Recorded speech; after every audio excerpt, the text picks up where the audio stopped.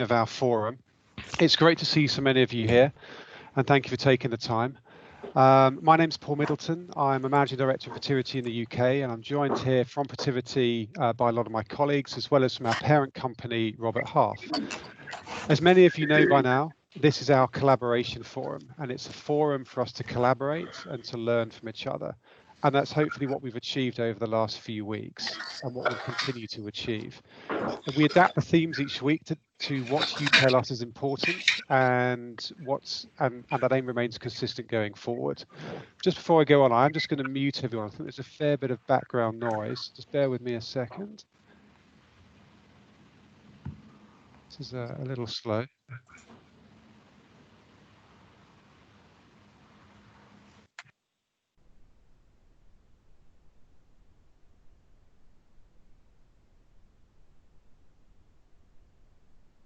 You're on mute, Paul. Yeah, you muted yourself, Paul. Wonderful. It's a good start. We adapt the themes each week to what you tell us is important, and our aim remains consistent. The aim continues to be on focusing and discussing on learning from your insights, your innovations, your perspectives, and around how businesses have adapted and met the challenges you've seen around COVID-19. And in doing that, the aim is that you can join the dots to your own challenges, and that will help you in your own decision making and give you greater confidence to make the right decisions and make those right decisions quickly. Last week, it was fantastic to see how the perspectives shared by our panelists really resonated with so many of you, especially when we talked around the people agenda across Pets at Home, American Golf, and also at Workplace Creations. The perspectives I think we heard around a principles-based approach to COVID management, steeped in fairness and doing what's right for our people and our customers, even in the face of adversity, really seemed to resonate as well. You also had a lot of thoughts and perspectives around keeping alive the spirit of innovation, pausing to reimagine our businesses and the future of our workplace. And I'm sure a lot of those themes will come up again today. So this morning, we're going to start and discuss the challenges faced by business leaders as they reopen their businesses, and in so doing, tackling challenges that are common to many of us. To help with this, we'll be speaking with the CFOs from Dixon, Carphone and Asahi International, as well as hear from a communications and reputation management expert from Instinctive, and around how we should be taking our brand to market at this time and managing our communications at a time that's so important. As normal, we're joined by Layla Tyndall from Robert Half to provide us with a global recruitment barometer, as well as by Protiviti's Global Head of Digital and Innovation, Jonathan Wyatt, who will be adding a Protiviti innovation perspective to a lot of the perspectives we hear today. So for those of you who don't know us, Protiviti is a change management consultancy focused on technology, risk, and internal audit. We specialize in the risks in your business, changing your business and helping you face the future with confidence. And so in collaboration with our parent company, Robert Half, we have a wide audience here today at the forum, including clients, friends, and partners from many industries, including financial services, charities, manufacturing, food, public sector, retail, technology, hospitality, media, and many more. Before we kick it off, just a little bit on the forum logistics. As I say every week, this is your forum. Please share your perspectives, questions, disagree, agree with the panelists, and give your points of view. But please interact. You can do that by asking questions in the sidebar or by calling out your perspective. We have 105 people with us at the minute. That'll grow, but it's a small enough number where we can talk amongst each other. For those of you who don't use Teams, if you wish to use a sidebar, just hover over the conversation icon and you'll see it, and you can type in your question there, and my team and I will bring those questions back to the panelists. For those of you dialing in, you may have to unmute yourself on your phones by typing *6 to ask your questions. For those of you with us last week, we did something slightly different. At the end of it, we kept the line open. And that for a little bit of an after party, so we called it. That worked quite well. So if you wish to join the after party this week, you are more than welcome to do so, and we'll just hang on after 9 o'clock for more discussion and just informal networking and meeting other people on this call. So without further delay, I'll go firstly to Layla, and to start with our 2-minute global recruitment barometer. Layla's the managing director in Robert Half in our executive search division. So Layla, if you can just maybe share some perspectives, please, around how the global recruitment stage has changed over the last week or so, and what that might shine as a barometer to how the economy is picking up in certain areas, please. Sure, thanks, Paul. Well, good morning, everybody, and welcome to week 13. I feel the mood has shifted again this week as we continue forward to look forward in earnest. There is a restless appetite to return to normal, as most businesses are out of the reaction phase and perceive themselves to be firmly in either recovery or the new reality phases. So some themes we've been talking to our clients about this week are taking a pause to reevaluate the future of their business, updating their disaster recovery plans or operational resilience handbook, particularly the sentence on pandemic that currently reads, please meet in the car park, contact your first aid officer and await further instructions. Appointing a team member to record the learnings, observations and knowledge gained during the last 3 months. Something we will hear more about from Victoria of Instinctive later. Keeping a business diary, I think will also help business leaders be accountable for the decisions that are made throughout the pandemic period, avoiding the inevitable name and shame that will surely be publicised in due course as we look back with the benefit of hindsight. One interesting trend I've also experienced this week is building an uptick in calls from candidates still in post, inquiring about the state of the market. Quite a few of them have been disillusioned with the way their employer has responded to the COVID-19 pandemic. A lesson to us all that the value of integrity remains one of the highest ranking values to employees. So what are we seeing in the job market in terms of trends at Robert Half International this week? Last week, I positively reported in the UK we had seen a huge 73% increase in temporary vacancies, with a steadier 15% week-on-week increase in permanent vacancies. This week is a slightly different picture. Job flow is flatter this week. Temp vacancies are down week-on-week, and perm vacancies remain flat, with no substantial increase. As we look to our colleagues in the East, our operations in Asia remain positive and robust, with a 10% increase in revenues week over week. Our permanent teams are very busy and our temp operations have stabilised. Elsewhere in the world, the messages are a mixture of stability and green shoots. With COVID cases hitting a peak in South America and talk of a second wave in the UK in winter, it is hard to predict the medium-term outlook at the moment. Pockets of volatility remain geographically, whilst other sectors globally continue to experience increased demand.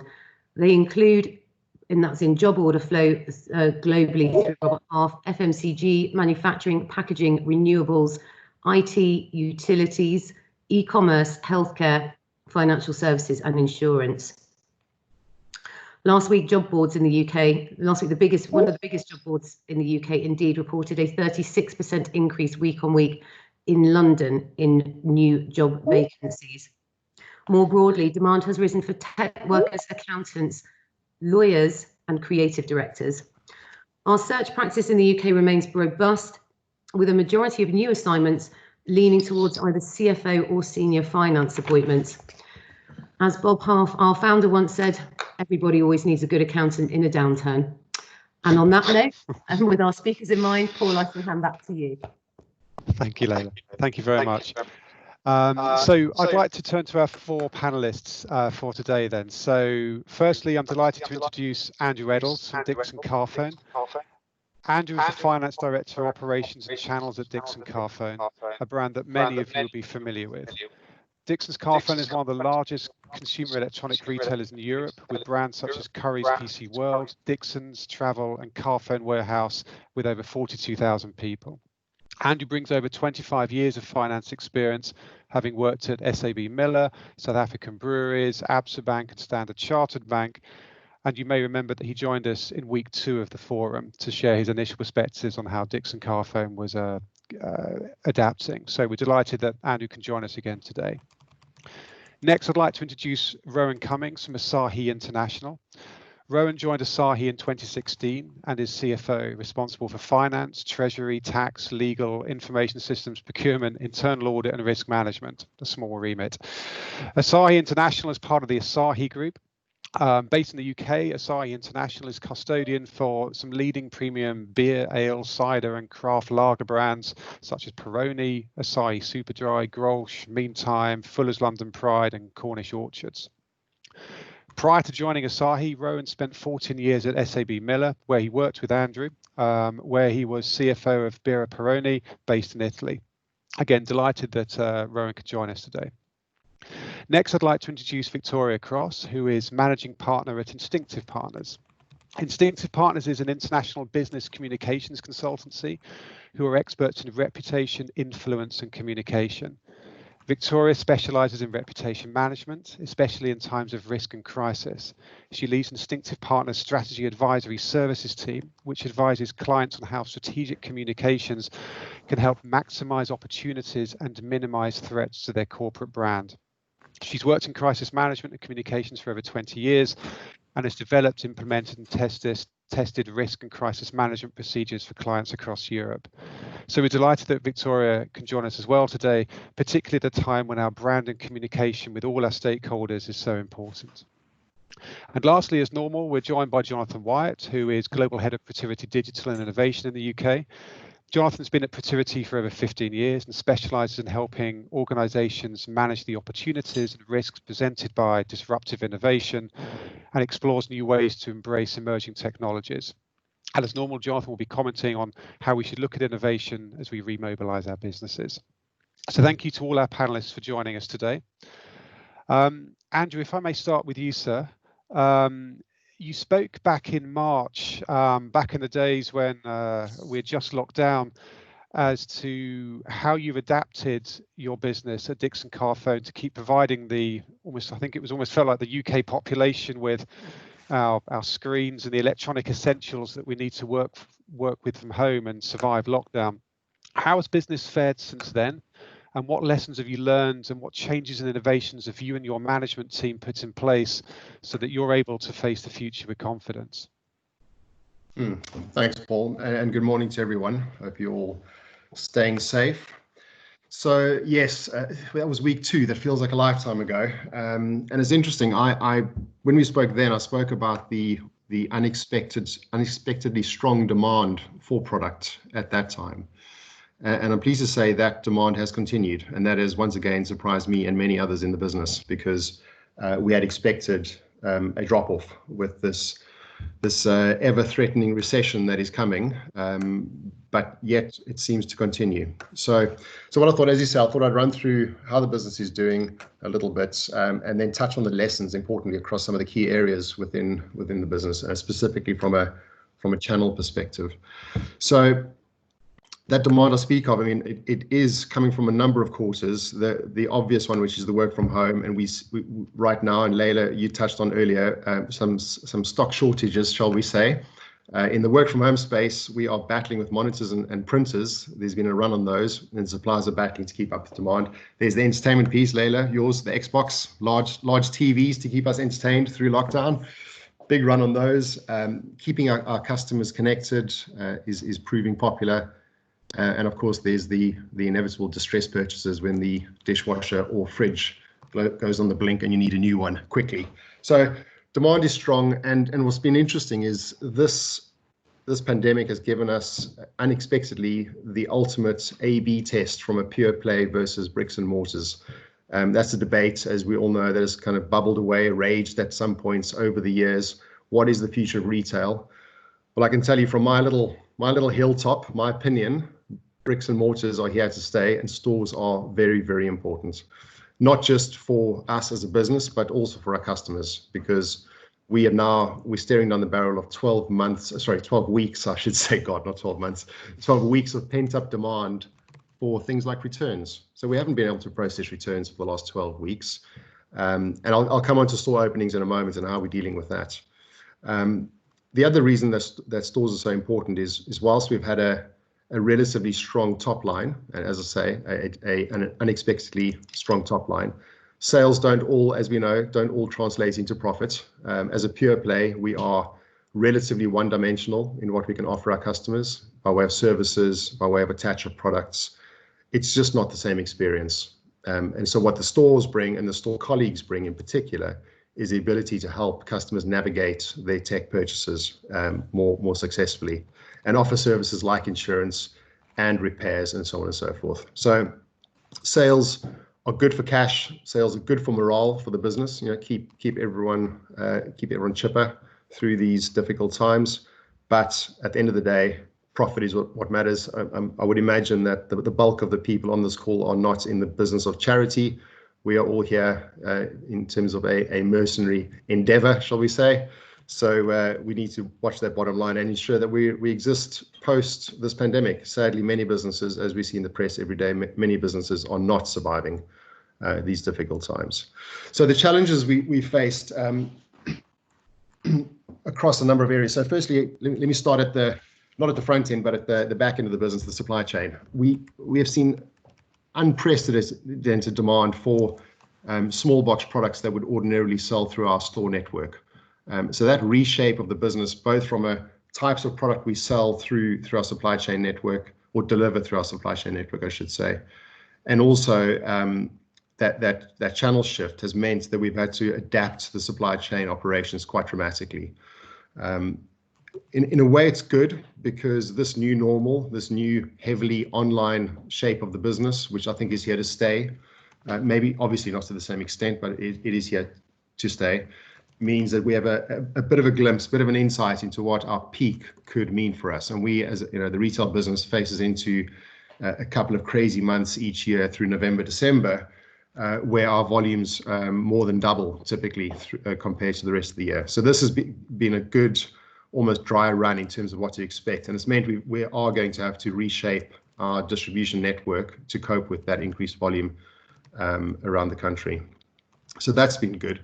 The other lessons are, the obvious ones you'd expect. Supply chain colleagues don't have the opportunity to work from home. They have to be in our distribution center in Newark, in our regional distribution centers around the country.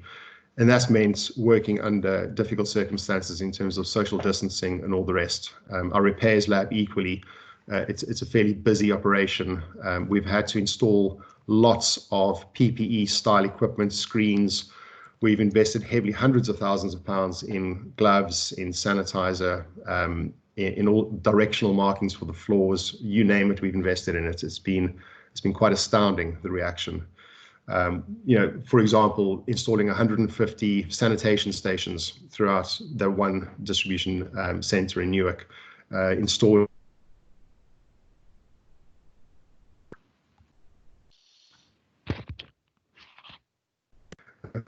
Andrew, I think we just lost you there for a couple of seconds. You still there?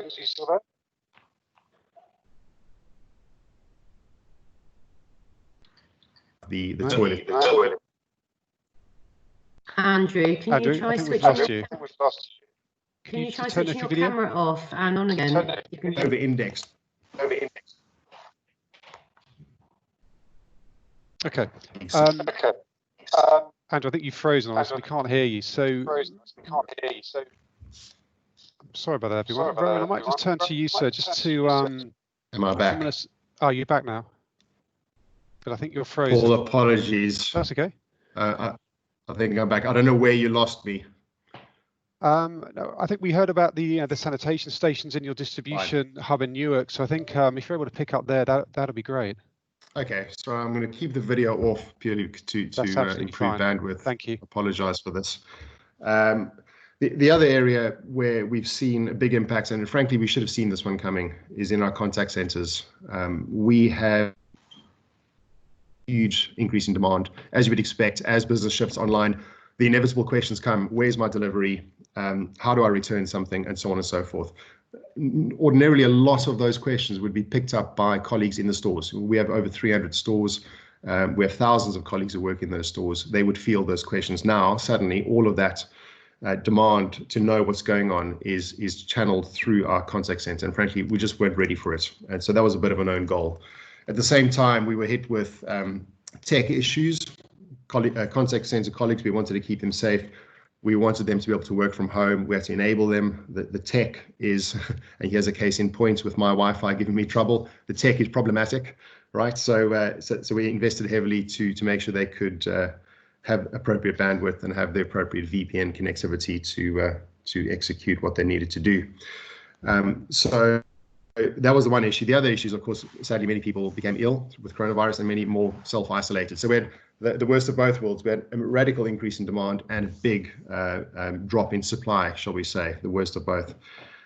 So what we've done to learn from that or to deal with that is a combination of we've redeployed colleagues from elsewhere in the organization. So instead of furloughing some of our store colleagues, we've redeployed them into the contact center world because they have similar skills and can help customers. And we've also invested in tech, so arguably a bit slow on the uptake, but the implementation of things like chatbots to help deal with the increased demand are proving useful. More to do though, we're not out of the woods. We're still dropping thousands, tens of thousands of calls.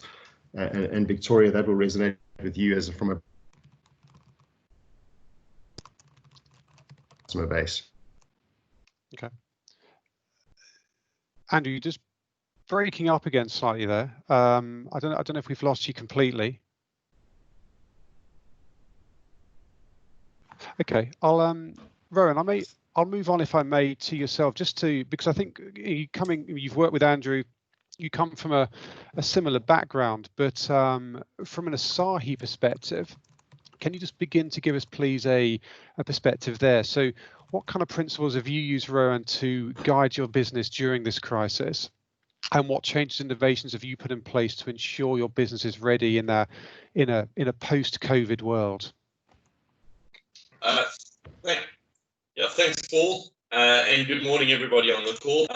So at Asahi International, thanks, Paul, introduced our brands, but we also cover a very wide geographical remit. So we cover Asia. We have 5 divisions: Asia, which includes China, Taiwan, South Korea, UK and Ireland, EMEA and LATAM, US and Canada. So I will speak about the principles we've adopted, and then just bring in some examples from different regions that may be relevant. So as we went into COVID, we quickly got together and set ourselves our guiding principles. And our guiding principles, we had 3. It was people and safety first. Second, we put business continuity. And third was actually financials. And those were in the order of cash flow first and then EBITDA. And at Exco, we had calls at 7 a.m. every single morning to go through country and regional updates, as well as implications that we had on the business. UK time, but obviously we had managing directors coming in. Asia would have been the evening for them, and in the US it's very early morning. So we immediately, Rowan, if I may I just request? I think you're a little jumpy as well on this. It's buffering. Could you just turn off your video as well? Do you think some people are struggling to hear you? Okay, is that better? That's better, I think. Thank you. Yeah. So, I mean, as I said, we had Exco calls every morning at 7 a.m. to go through our country updates. And we immediately stepped up communication in our organization.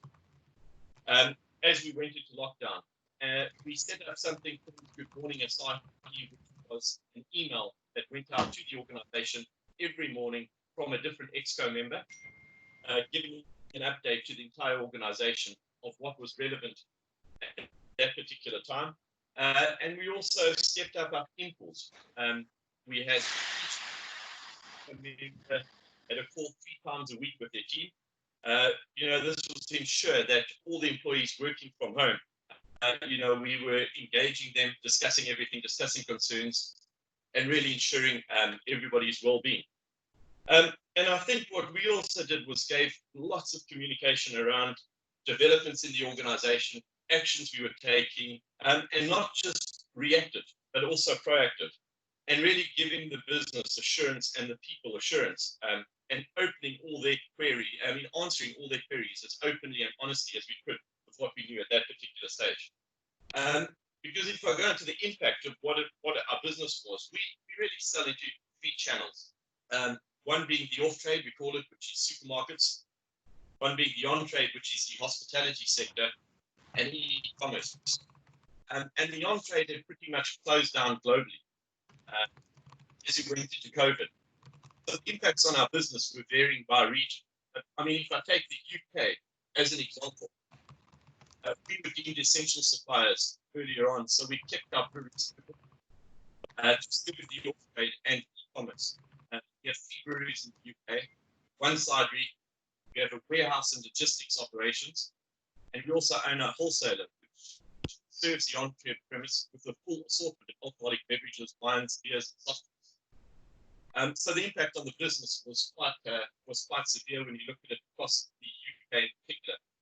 And again, when we focused and we went back to our principles, it was people and safety first.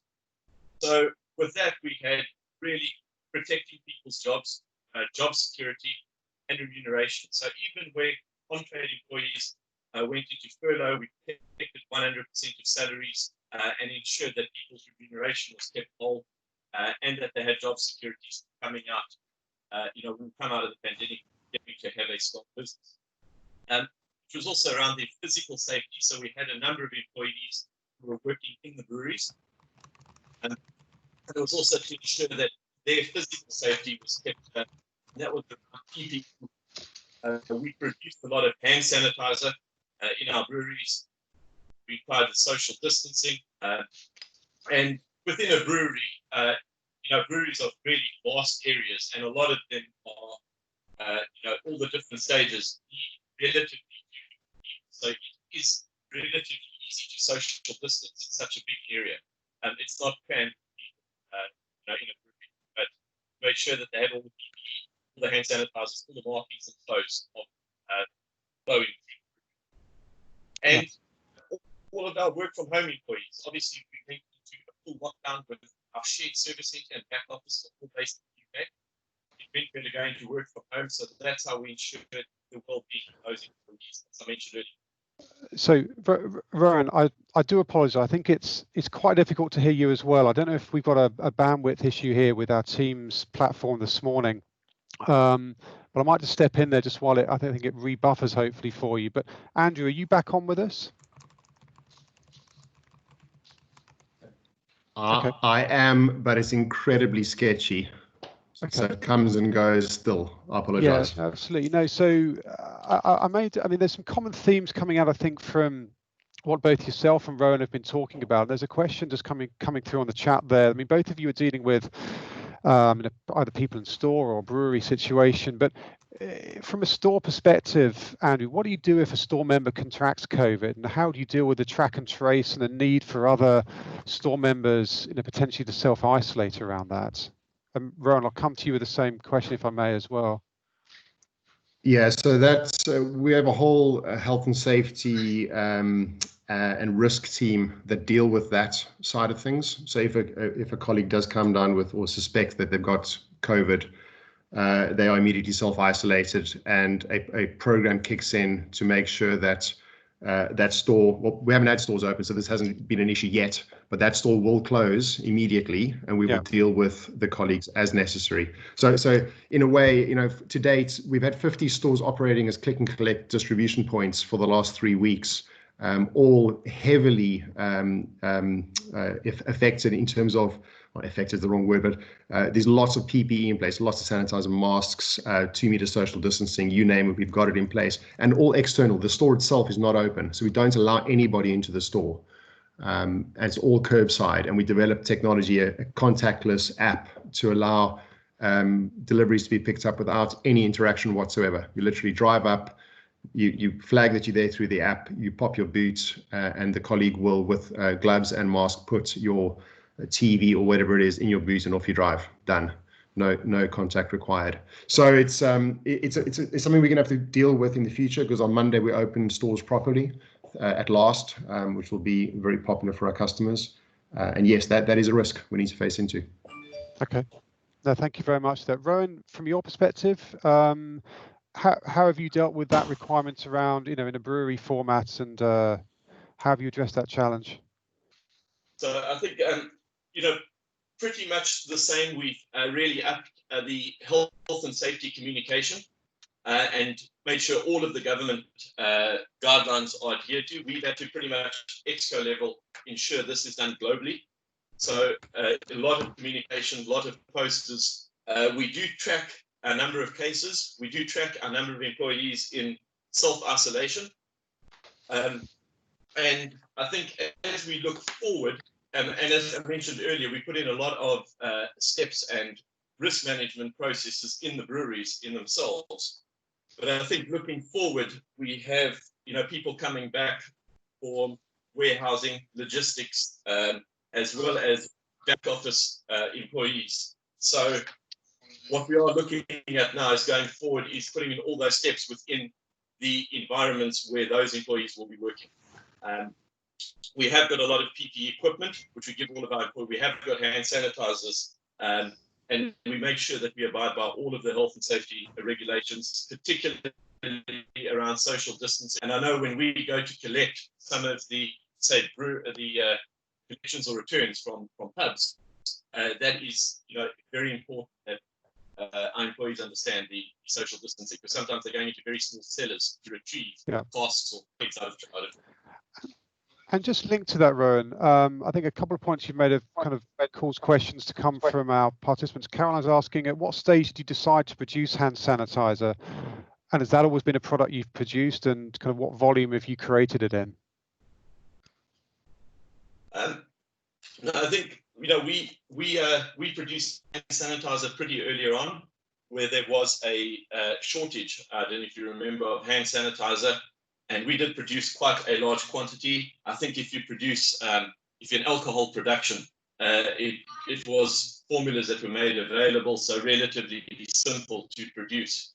So we did produce quite a large quantity. We've used them internally and made donations with them. Okay, no, thank you for that. And look, thank you ever so much for all the questions that are coming through. Andrew, a question coming to you as well. From a Dixon's Carphone perspective, how have you been operating curbside contactless? So if you've been operating curbside via contactless app, what convinces you that bricks and mortar are here to stay? So if you've seen success through that channel. So it's a good question. The fact of the matter is, as I was kind of touching on earlier, it's quite one-dimensional. So if I'm going to use example of, you buy a laptop, you can arrive at the store, have it put in the boot of your car, all contactless, all good, but you don't have the opportunity to discuss insurance on that laptop. You don't have an opportunity to discuss having Outlook installed, etc., antivirus, whatever the case may be. So there are ancillary services that you wouldn't have a conversation about because with any of the colleagues. So I think that's the one. And the other is very important as well, is our stores are very important to our suppliers, and by extension important to our customers, because if you are going to spend X thousand pounds on the 75-inch blah blah TV that's the latest and greatest, trust me, you want to go and have a look and kick the tires on that TV to make sure it's going to be what you expect it to be. You're not simply going to buy it online. Well, speaking for myself, perhaps.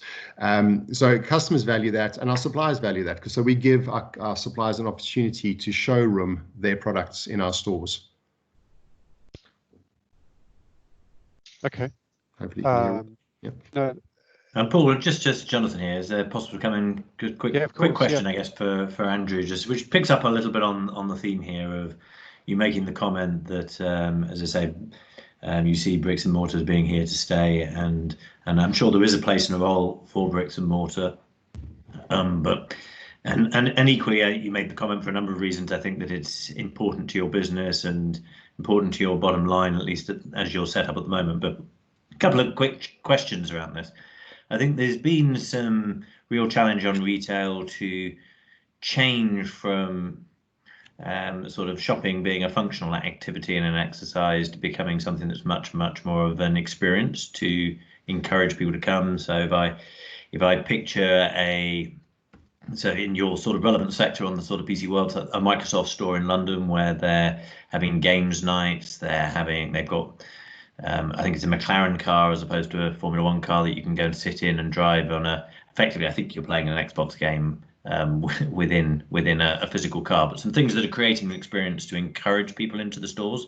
Yeah. To what extent do you see your business needing to do the same? Because you make the comments about curbside can't deal with installing the software, but a lot of that could in theory be pre-ordered online, and the conversations could be happening through chat online and some of the digital channels, so that it comes configured and ready for you, which differentiates from just buying direct from Amazon. But I guess, to what extent do you see the business needing to do these types of things to remain relevant and to continue to attract people in? So it's a good question. Thank you. I think definitely is a requirement going forward. We already do a fair amount of this, coming back to the gaming consoles, so and gaming PCs. We've installed gaming bunkers in a large number of stores, so that customers can literally play on the consoles on great screens, in great chairs, with the best gaming mouse for the gaming PC, with the best gaming keyboard, and so on and so forth. So the experiential thing exists today in our stores and has to exist into the future, because you're right. I mean, many of these products are in effect commoditized. You know, you can buy from us, you can buy from anybody, frankly. If it's an Apple iPhone, it's an Apple iPhone. It doesn't really matter where you buy it from. So we do need to, as an industry, and us as a retailer, we need to up a game from an experiential point of view, and that's definitely not going to go away. And in fact, it's going to increase over time. Okay. So, Victoria, before I come to yourself, just a few other Rowan, quick fire questions coming through on this. Firstly, did you want to take a SKU rationalization? You might just explain what the SKU units are, and how have relations and operations with modern trade been, first of all? Rowan? Thank you. Yeah, good question. I mean, that was one of the impacts we had right in the beginning. So if you imagine your on-trade business shuts down overnight, and you have an increased demand in your off-trade, they do have different SKUs, which an SKU is a stock keeping unit. So a 24-pack or an 18-pack or 6-pack or cans will each be a different SKU. So we had a complete shift in demand in our SKU ranges. And what you have is you have more or less demand, obviously, for your on-trade and more demand for your off-trade.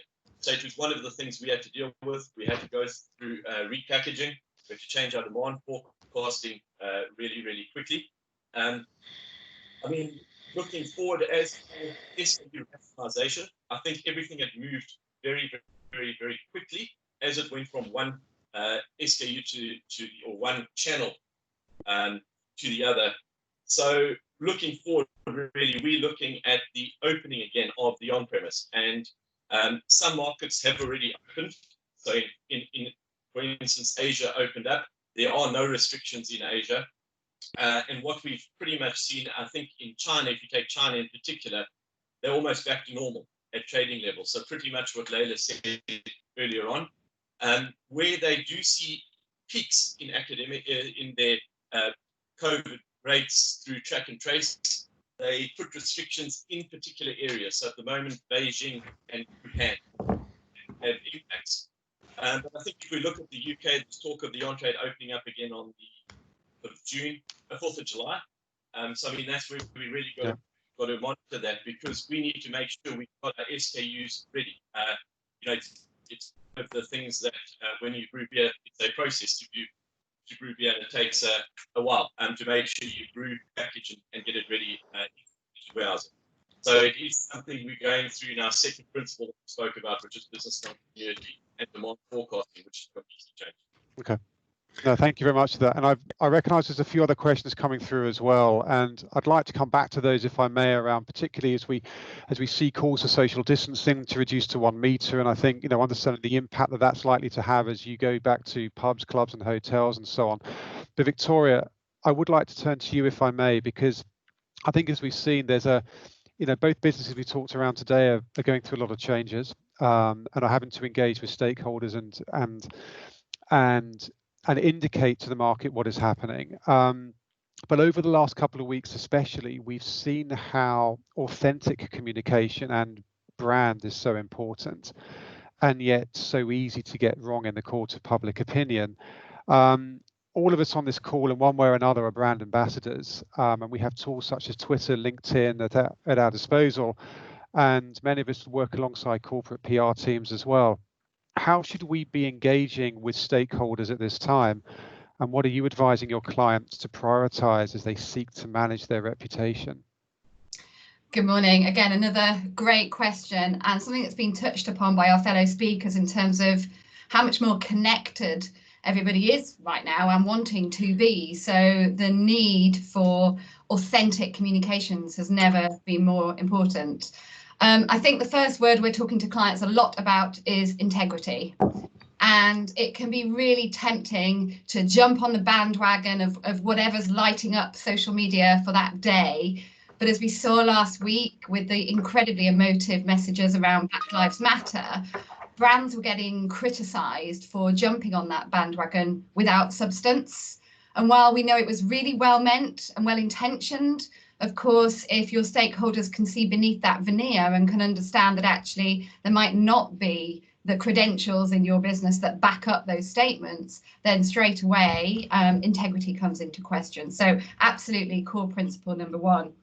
The second is around empathy. Clearly got a huge amount of empathy for those poor customers that have been sitting waiting for the customer services teams to answer their calls about their missing TV. But we talk a lot about the friends and family test.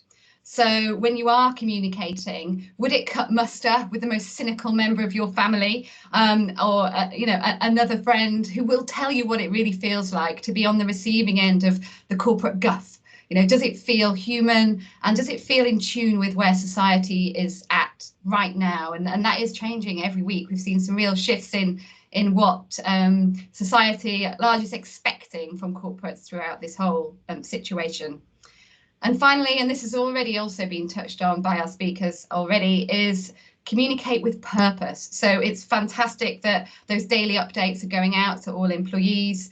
And as we heard, really talking about what the situation means to them right now, here. There's so much communication going on throughout this whole pandemic that it can be really difficult to understand which messages are right for me, who do I need to listen to, and when should I listen to them. So what information can you communicate to your stakeholders that they can't get from anyone else? We all know we need to wash our hands. We all know we need to stay 2 meters apart. But what is it specifically that they need to hear from you as their employer, or as someone who's investing in your company, as a customer or a supply chain partner, that they can't get from anywhere else? And if you put all those three questions through before you post, before you communicate, then the chances of a successful outcome are so much higher. No, thank you very much for that. I think those principles are going to be, will really resonate with everyone here. And so as we enter into this recovery and kind of reimagine stage, LinkedIn, Twitter, all our social media feeds are full of good advice and stories. What do you think is then most important to companies and individuals as we seek to be brand ambassadors and manage our reputation in the market? What kind of messages should we be putting out there at this time? Messages of reassurance, of course, and a little bit of positivity. I mean, don't we all need a little bit of uplifting and a little bit of positivity, but with realism, of course, about what you can deliver as a brand. But actually, interestingly, the majority of phone calls that we're getting to our 24/7 hotline at the moment from clients that are needing support are not actually directly pandemic related, they're more indirectly related. So we've had malicious contamination incidents, we've had BARMI issues that have hit the headlines, we've had the right product in the wrong packaging, all those usual BAU challenges that are perhaps exacerbated by this pandemic. And perhaps with operations at absolute maximum capacity and maximum pressure, some of those human error incidents are coming out and being more prevalent. So bringing it back to comms, it's about just being ready, having an eye on that broader risk landscape and being ready to respond efficiently and professionally to what would normally be a small incident, but is exacerbated by the extra pressures of working in a pandemic. Sure. Okay. No, thank you very much. There's a little bit of an echo going, which hopefully will sort itself out. Then, so if I may just turn some of that back then to Andrew and Rowan to consider. I mean, you know, both companies, and just reflecting on our question coming through here, you're looking at the impact of a hybrid business model from working from home, working from office. How do you message that? How do you manage that, Andrew and Rowan, with your you know, with your employees and your store staff, and manage that online virtual service, because that's such a change from where you're traditionally seen. How have you discussed that with your stakeholders? So from a corporate perspective, our head office specifically, the jury's still out in terms of how we're going to operate in the future. Everybody has recognized and is very grateful for the progress we've managed to make in these difficult times. Speed of decision making has improved. Communication, ironically, has improved significantly.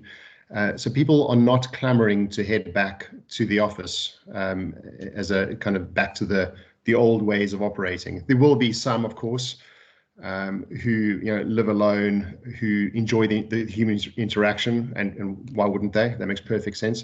So we haven't got to an answer yet.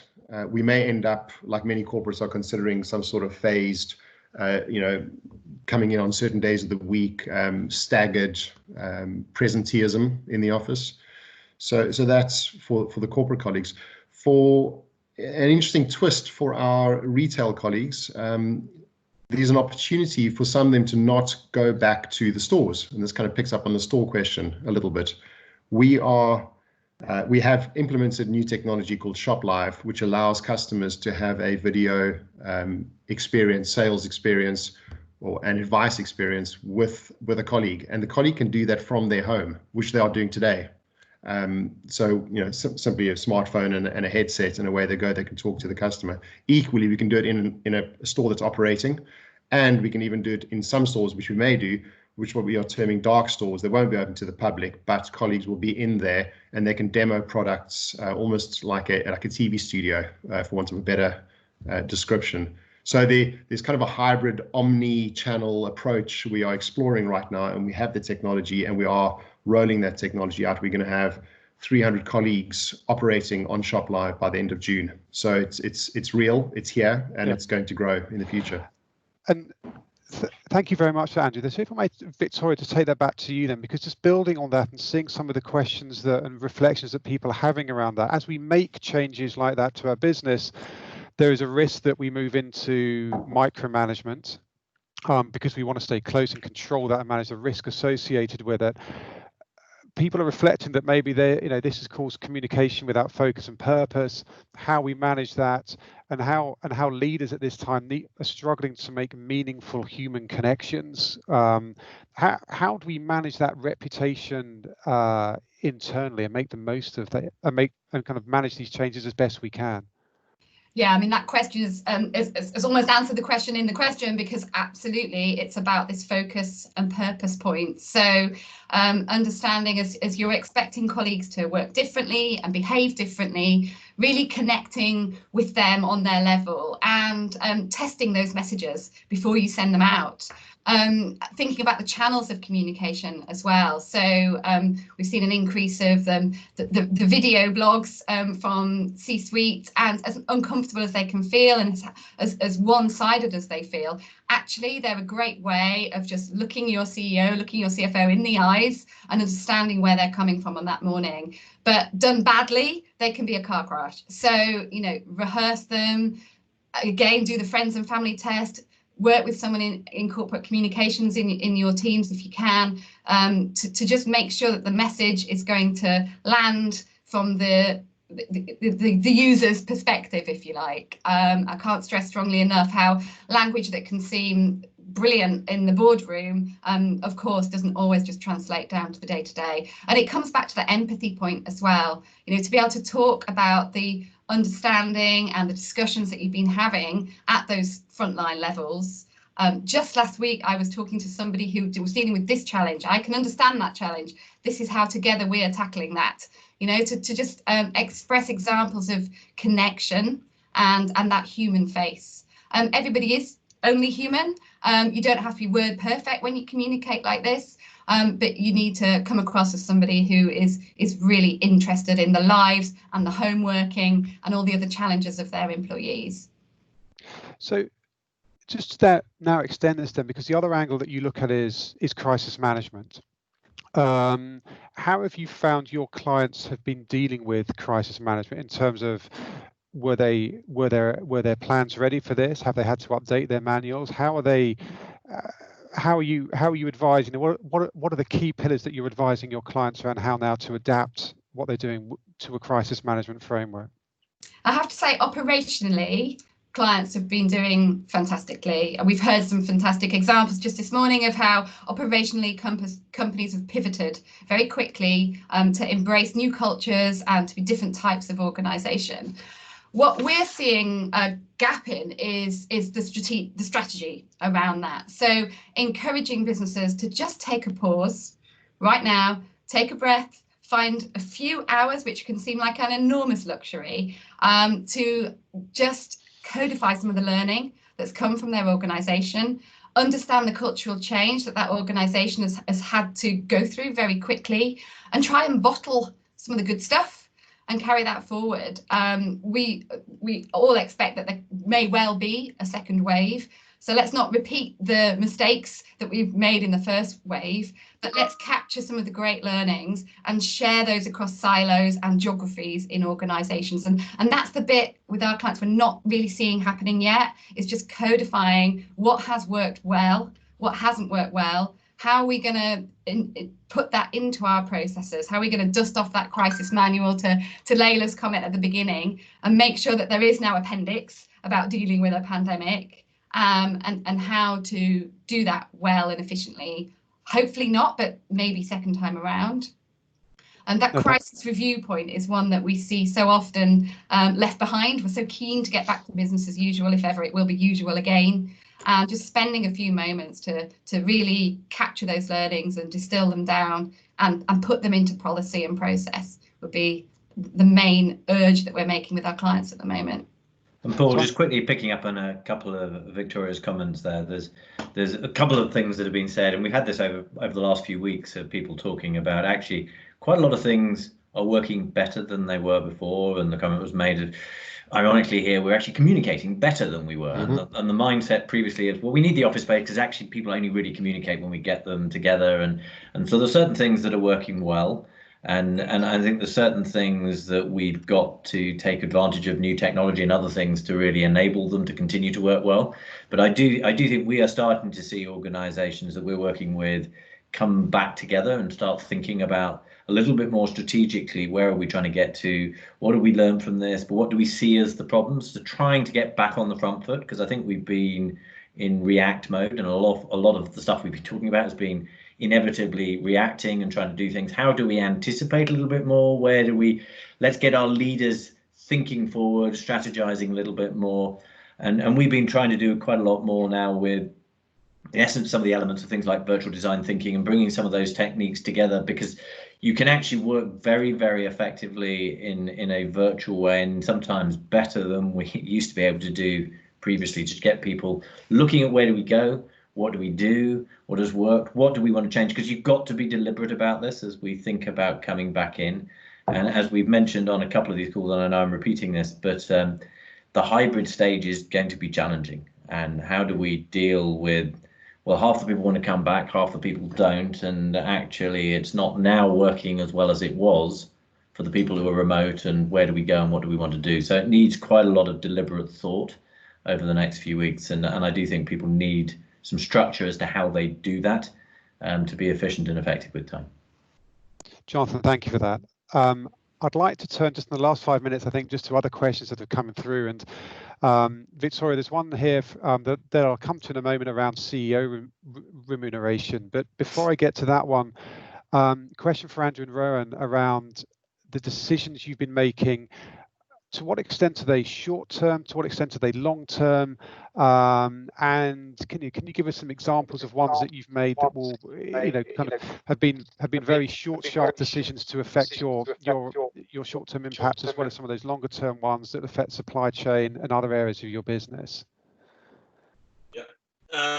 So I mean, I can go. As I said, we always came back to our guiding principles that we would have, and that was, around people, making sure that all of our decisions made sure that our people were well taken care of. Second was business continuity, and we spoke about non-regret moves and regret moves. We made sure we made no non-regret moves so that it never impacted the long-term prosperity of the business in any way. Anything would have been done that something would have been more efficient, more communication, much more, but we kept definitely the second, business continuity and supply were really, really important to the decisions we are taking and want to take. And looking forward, we definitely are looking forward, looking into the future, looking into what that means, way out beyond a normal strategic plan, any changing in consumer demand, shifting in channels that we may have, and making sure our business is prepared and ready to adapt for some of those going forward. We're also putting in a new head office and we're building a new head office and taking into account exactly what we're discussing at the moment, what that would look like, and how we can have both a virtual world as well as for the back office employees, as well as coming into the office for those, and how we're going to work through that. So we're looking at those and taking those definitely into account in our decisions going, but making sure that the company is in a very strong place going forward. And that's really the principles we've used in making our decisions. Andrew, a very quick perspective from you. Yeah, very quick one. So using the overused Churchill quote of "never waste a crisis," we've accelerated quite a few of the initiatives. So that contactless scenario I described a little moment ago, contactless hopefully won't be an issue going forward, but the queuing and using an app to buy and have and pick up stuff, that will be necessary in the future, especially through peak when it's really busy. So we'll use that. So like Rowan says, a no regret move. The other is the ShopLive technology. That's been on the radar for months, but we needed to do it quickly and we got it done. So that was great, and we will continue to use that and grow that into the future. And the other one very quickly is we had to put daily governance in place around cash control, much like Rowan has done as well. That continues and will continue in some guise into the future because everybody values it. It provides clarity and it provides an ongoing cadence of decision making that everyone values. So we'll keep that in the future. Thank you both very much for that. Victoria, if I may just turn to you with a slightly difficult, a more difficult question than most, I think. A question around CEO remuneration. Some CEOs are giving up salaries for stock and stock options, and while that may look like a virtuous move, it can it can backfire, obviously, as those options rise in value. Do you see that as an authentic move? Do you see that as something being used by the UK boardrooms, the US boardrooms? What are your short views around that, please? There are so many governance issues arising around this pandemic, so many board level questions, including remuneration, but also to furlough or to not furlough, to take government loans or to not take government loans. I think the simple answer, I'm conscious of time really, is you have to have the rationale and you have to document that rationale and you have to be clear on why each of those decisions are being made. Then you have to do the friends and family test and say, what would the court of public opinion say about my rationale? Does it stand up? Is it heartfelt? And then only you can answer the integrity question. It's a challenging one, and there are lots of different ways of looking at finance options right now. But the main one is, would that court of public opinion stand up if I put this rationale out into the public domain? And only individual organisations can decide that for themselves. Absolutely. Thank you ever so much for that. So once again, we've reached the top of the hour. This isn't quite the end. We'll be keeping the line open for our after party for those of you who can join that. The next forum is next week, Thursday the 18th. We're very excited to say next week we have John Ashcroft returning to give us a view, an update on his predictions and his outlook, as well as Jürgen Meyer, who a name many of you will recognise as a regular panellist on BBC Newsnight, who is CEO of Siemens and is currently a government advisor, particularly around the Northern Powerhouse. So please join us for that. I'd like to thank all of our panelists today. Fantastic perspectives, and thank you ever so much, and for battling through some of the buffering and issues around there. So thank you. Thank you also to the attendees. A fantastic number of questions coming through today, so really appreciate that. Apologies if I didn't get to your questions, but maybe we can answer them in the next half an hour, or at least discuss them. Please do follow up with your Protiviti colleagues, your Protiviti and your Robert Half contacts if there are any outstanding points. So once again, I sincerely hope this forum has been useful for you and you can apply some of the thoughts you've heard. And on behalf of my Protiviti and Robert Half team, I'd like to extend our best wishes to you all. Stay safe, be kind, and we look forward to meeting with you all again next week. Thank you very much, everyone. Thanks, everyone. Bye-bye. Thanks, Paul. Bye now. Thank you.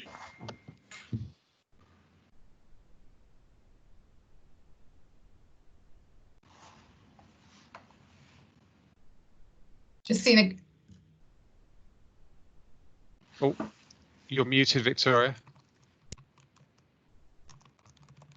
Sorry, I was just saying, I've just seen a great comment come through about calling the friends and family test the sniff test.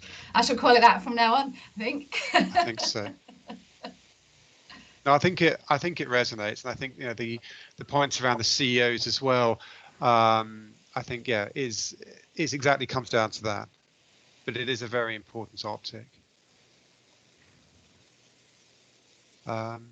So Layla, are you okay to virtually host this? I know Jonathan and I have to jump off, but I certainly can.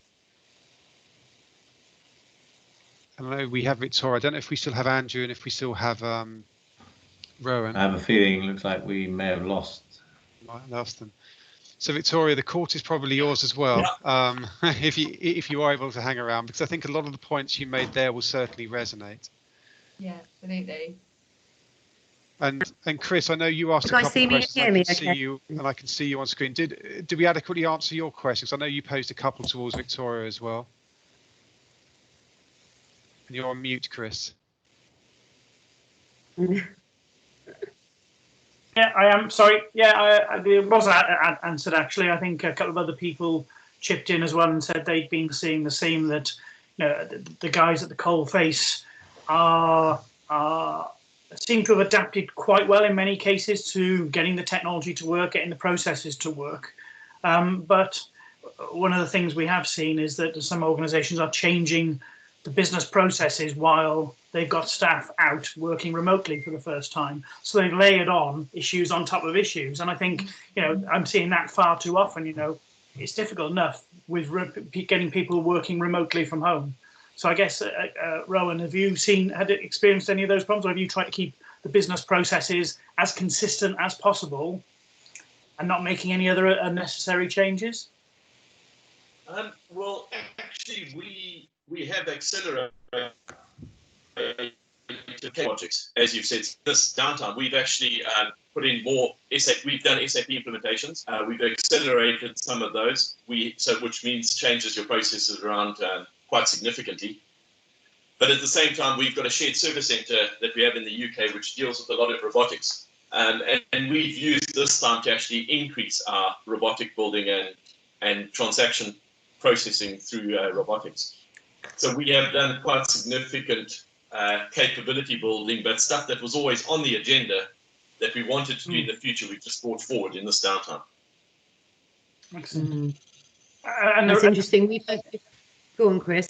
I was going to say, it does seem perhaps your workforce is more adaptable than some of the others I've been working with, who have seemed to have struggled to handle all of those additional changes that you might have put into your organisation. It sounds like you've managed to achieve it quite well. Yeah, I mean, one of the things that we did was, as I mentioned earlier, we were moving offices. So we were moving out of our existing office into a temporary office, and then from a temporary office into our new building, which will be ready next year. So we had prepared ourselves for a week of everybody working from home before the pandemic went in. So we had all of our IT infrastructure and we had everything because we needed people to temporarily move across and work from home. It just so happened we've never moved into our temporary office because lockdown happened as we were going across. But we were we were well prepared from an IT infrastructure, work from home, and that had been communicated quite significantly beforehand, which actually meant, I think Andrew mentioned the same point, we've seen increased communications. I think our communications have been very authentic with our employees, which I think they've really appreciated. And particularly in the back office and in finance, we've actually seen increased efficiencies and productivity coming through.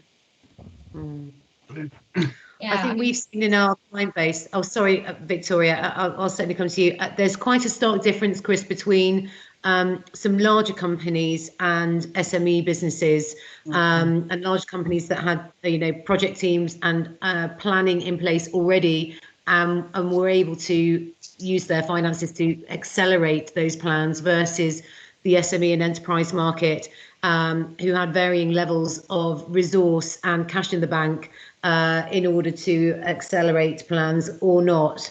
And so, in the same way that we've been seeing quite a distinct difference in, social demographics, it's been the same. So, Victoria, I think you had a comment as well to what? Yeah, I was going to build on the point that Chris was making, and also a comment that came through, I think it might have been from Chris or someone in the chat, which was around how middle managers and senior leaders are struggling if they come from a culture that's very much command and control, and very much, come to my office at 3 o'clock and we'll have a chat about this. It's very, very different to the layers of trust that we now need to have in our colleagues, and completely different expectations in terms of their flexibility during their day. And I think the managers that are really thriving in this environment are the ones that are much more able to trust and to enable and empower their colleagues to think a bit on their own. But that has been a real challenge in some of our client organisations that have had a very different type of culture. And that's what I meant about bottling the good that's coming out of this, that you're seeing some rising stars that perhaps might have been a little bit overlooked previously for not being the most extrovert in the boardroom or even in the middle management meetings, and that are now coming to the fore because they're able to connect in a more empathetic way. So it's been really interesting kind of watching that and observing the kind of winners and losers, as it were, in terms of management style when you're trying to change things so dramatically overnight, as you say, and certainly without the infrastructure in place, it can be very difficult. Rowan, have you found that your, for example, the middle managers in the breweries or in operations, that's quite a significant shift from the typical, we have 2 shifts a day, we have our operatives, we have a kind of a daily team brief meeting at the beginning of the day with our team leaders and managers, and it's all face-to-face and it's on the factory floor or on the production floor. That's quite a shift in internal comms to those types of people working from home. How have you supported that at Asahi? Or not supported them, but have you just not been able to kind of pull those internal comms through in the same way? Or has it been just through traditional routes like email or, posting letters to home addresses? Well, I think, like I said, we actually increased our level of communication quite significantly during this time. So I think, every morning everybody gets a good morning Asahi from an extra member. That is very authentic. It's either a video blog, it could be a message that's typed out. And like we always said, we're looking back, but also looking forward and saying what we are doing, why we're taking the actions we're taking, what we're doing. And I think that has really resonated with everybody. The other thing is, I think from myself, all ExCo members are available to go into team meetings with individual people. So I will go into a marketing meeting and deal with all the marketeers and give them an honest update where the company is, what we're doing, why we're doing latest estimates, why we're asking for so much information. So I think all of that level of communication has just layered through the organisation that we've seen. And from the operations perspective, we've actually seen it work really, really well, because I think they've seen that ExCo's communicating like that, middle management's communicating, everybody seems to be communicated. I think one thing we will look is a lot of team calls and video conferencing that goes on, because I think a lot of it happens that way, and communication. But we've seen the normal production schedules and normal meetings going on that you would have in production just happen in a virtual world. A lot of the KPIs and stuff that come out are pretty automated, so you can pretty see them. You can see your trackers, you can see your dashboards, you can see things that are, and people are just monitoring things and doing things. And I've been pretty surprised at as you first spoke about, the resilience and adaptability of the whole organisation moving through. Yeah, there will be some definite changes. I think there are some aspects that will return to normal. We're seeing in the recruitment world, for example, Robert Half in particular has made a huge shift. Working from home was relatively easy for our staff because we spend time on the phone anyway. But for candidate interviews, I think I reported last week that we had nearly 400 placements across our international, European and international business, where the candidates had not had a single face-to-face meeting or been into the building that they will be working in the future. And in a relatively short space of time, that has become acceptable, pretty normal. There are some other controls around that and reassurances that candidates need, but there has been a fundamental shift to video interviewing. Certainly we've invested in technology during this as well, and we have different platforms now to facilitate that and to track and log video interviews, hosting Teams or Zoom meetings as well. And in fact, as part of my research last night, when I was looking, doing my little bit for the barometer, when I looked at some of the job boards, I noticed that nearly all of the adverts had in the headline working from home available, which is clearly quite important at the moment. If an applicant is applying for a job, they need and want to know, are you going to support me with remote working? Otherwise, I won't be able to apply for the job. So there are current hiring requirements, but yeah, nearly all of the adverts had on them working from home available. So it's a huge shift in a relatively short space of time. And certainly I think some of these things will be here to stay. Victoria, do you have a comment? Are you seeing that as well? Do you think some themes will stay and some habits will stay and some will return back to previous times?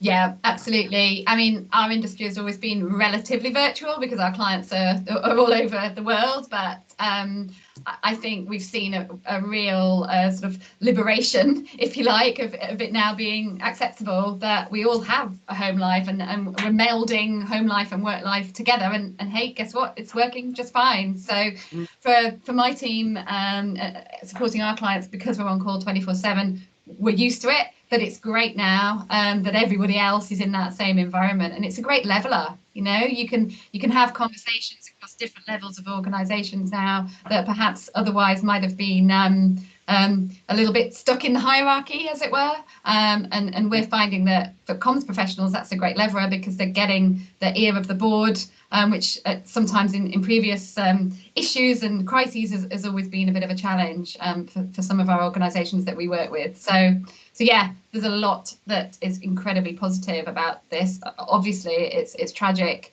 when you remember the wider context, but there's an awful lot that, as an industry, we should be carrying forward. Absolutely. Great. Well, thanks, guys. I think quite a few people have just dropped off the conversation. Are there any more questions from anyone for our speakers? No, Chris has just left. So I think that will probably conclude our session for today.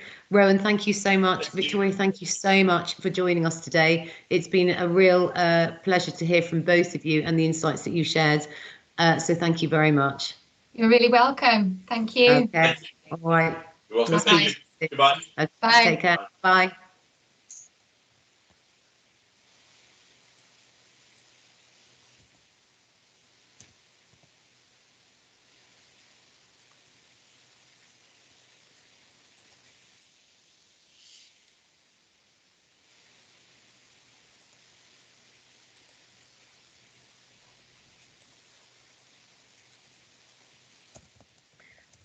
Okay, thanks, guys. We'll catch up later. Is it just the three of us on the call? Sounds like it.